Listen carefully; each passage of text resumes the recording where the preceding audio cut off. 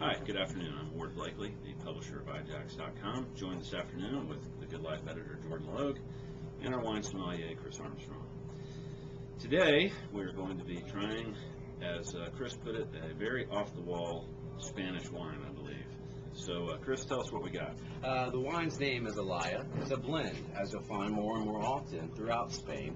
A lot of international varieties are being planted in Spain. International varieties being Cab, Merlot, even Chardonnay, taking place of indigenous varieties that have been there for years and years and years. Now, sometimes vignerons or wine growers will be successful in utilizing new grapes, and I think they have done so in my previous tasting of the offering Olaia. This is actually a blend of Tempranillo, Picudo, which is not seen often on the market, and Merlot. The red wine itself has a really nice color. It does. Again, not overly extracted, but pretty dark.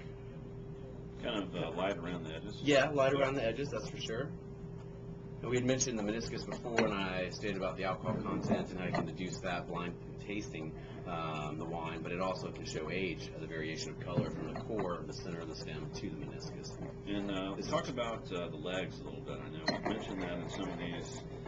Let's talk about that a little bit. Well, depending upon stems play a large role in what you enjoy in wine, but the thickness and the quickness of the legs, which you'll see when you swirl a wine, you cannot see it probably on this cam, but how slow they run can generally show the body or the alcohol content of the wine and how slow they go down. And the greater the alcohol content, the faster the legs, the greater prevalence of the legs? Correct. Okay. The latter. So a nice full-bodied red wine will have a number of legs and it will run slowly down the side of the glass. Correct. Well, tell us what we got. So again, Picudo, Tempranillo, predominantly Tempranillo, and then Merlot. Now the wine. It's not a knock you off your feet bouquet, really. No, it's not. Some of that funk that I remember experiencing is still there. There's some steely qualities. Again, and that's success in my mind, humbly. This is a 2006 vintage. Of showing that Picudo grape, that really uniqueness of it. You know, this isn't that nose you don't find often and around. People just try to mask that earth with a lot of oak, and that's not a wine that, in my humble estimation, I mean, I enjoy those wines for certain times, but I like finding things like this. But as far as aromatics and pleasing the general public, I mean, I don't know what you gentlemen think of it, but what I find is the fruit's behind that funk. You know, if you can visualize the aromas, the fruit certainly is back there, but it's like it's very fruit. Very light on the tongue. And then it finishes with some mushroom. I think that's what it certainly does. Kind of organic. That old world. Yes, exactly. Yeah. I think that's very well said. What some people call funk. Right. I use that all-encompassing term, and then you can find the details under it. You know, it's a little bit of damp leaves and earth and mushrooms. Exactly. And it's on the finish. It's after. I think the best I ever heard it called was barn door. I'm not sure what barn door tastes like, but it depends on the barn. It depends on the barn. You know, a lot of people might be tempted to see Tempranillo and want to take this and make sangria. Right. But I really like this just the way it is. I think this is a wonderful wine. I do too. It's not something that's a run of the mill. It's not a wine chasing scores. It's not a wine that is made for the vigneron or the wine grower simply to make money.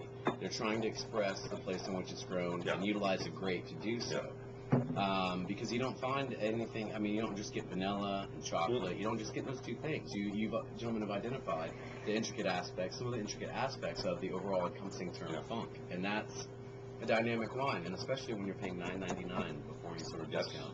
There's a lot for $9.99. There's a lot going on. It really is. This is bottle of wine. This is perhaps the thus far the most complex wine we've dealt with. Yeah, I believe. And would this wine open up more as you as time went on, or what typically would you open it and drink it right away, or how would you prepare this wine? What I would do for the enjoyment of this wine, as I've maybe stated before, it is an 06. I would enjoy some in the stem, maybe about how much we have here, and then play around with it. Maybe a little bit less than this, and play around with maybe decanting some in a small decanter, leaving the rest in the bottom, just seeing how it works. Laying it down, I don't know if it's a wine that would lay down for a couple years time or anything like that. I don't think it really needs that. The tannic presence and the acidity is there, but it's not something that I don't think will benefit from years I of would age. say I'd say this is it's a showing fine well wine right right now. now. Exactly, Yeah. but I do think some area is going to benefit it and change it. Right. But the fact that you're identifying mushrooms and all those different intricate aspects shows me or leads me to believe that this wine should just be enjoyed out of the bottle. Right, yeah, I think so too. And it seems to me it would go well with spicy, obviously it's a Spanish wine, tapas kind of a meal. For sure. Some I think good this would chorizo go- and shrimp or something. I think it would go well with Indian food or It some would. some spicier Middle Eastern or Because Asian foods. It's got a lot in it to stand up to that. That's very true. And you could take any take on a peasant dish, utilizing even some sort of New World take on shepherd's pie or things like that. I've seen my good friend Brian utilize some different meats into a shepherd's pie and really work with that. Shepherd pie. Yeah. Right, and you have that. You could do some roasted pig with this, depending upon your preference. A lot of things. Steak and kidney pie. Yeah. Any of those Yeah. great Yeah. things. Very diverse wine. A winner. So let's sum it up, Chris. For me, this offering, I certainly would purchase this again, and I would be happy to serve it. I'm happy to serve it to you gentlemen today. I'd be happy to serve it to any of my counterparts. And we're happy to have it. We're happy to have it. I would buy this wine. In fact, I would buy this and give it as gifts to try to spread the word a little bit. Yes, to, exactly. To because- turn people on to new Yeah, things. That's great. Yeah.